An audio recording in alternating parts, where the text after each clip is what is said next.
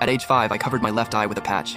Otherwise, my golden eye would have unleashed world-destroying power. At 10, I founded a secret organization called the Night's Watch and ordered them to protect the world from the shadows. It wasn't until I turned 18 that I finally woke up and realized I was just a massive Chunabu cringelord. But then, right in the middle of our school's opening ceremony, the sky literally cracked open and monsters poured out like a flood. While everyone else screamed and ran, I was the only one walking straight toward the chaos. Right before all that, I'd been tearing anime posters off my walls, stuffing my eye patch and cringe props into cardboard boxes.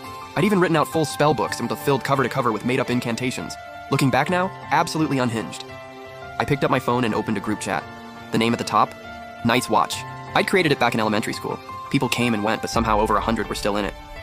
A few OG members never changed their names. I called them the Elders, and naturally, I was the boss. For years, I told anyone who'd listen, the world is at peace because someone's out there carrying the weight for you. Looking back at that now, I want to crawl into a hole and disappear. The chat was blowing up. People asking if the boss went dark because of another top-secret mission, or if something was stirring in Jiangnan. I was reading all of it, face burning, finger hovering over disband group, when my little sister suddenly kicked the door open. She's my half-sister, and she awakened an S-rank mage ability before she even turned 16. I used to fantasize about awakening some god-tier power too, but when 16 came and went, nothing. Absolutely nothing. In the end, I basically rode her coattails and got stuffed into her elite high school just to tag along. I talked a big game about not wanting to embarrass myself, but that last shred of pride caved to reality real quick. After dinner, I retreated to my room, stared out at the dark, and slipped right back into the same tired daydreams. Like some beautiful girl kicking my window open and telling me, hey, it's time, go save the world. I used to think embracing being ordinary was the biggest cope ever. I wanted to either be the chosen one or go out in a blaze of glory.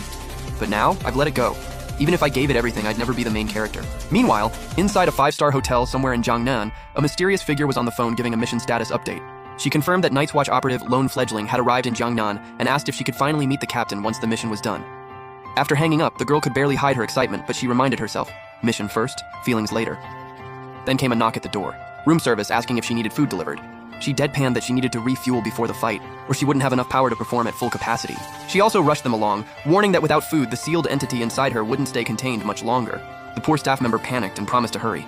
The second the door closed, the girl slowly peeled herself off the floor. She let out a long sigh, muttering about how Night's Watch members carry the entire world on their backs, and she had no idea how the captain survived it. Back to me. I was standing in the middle of the schoolyard at an opening ceremony that somehow got pushed back a full week. Staring off into the distance, my cringe-addled brain just couldn't help itself and started fantasizing again.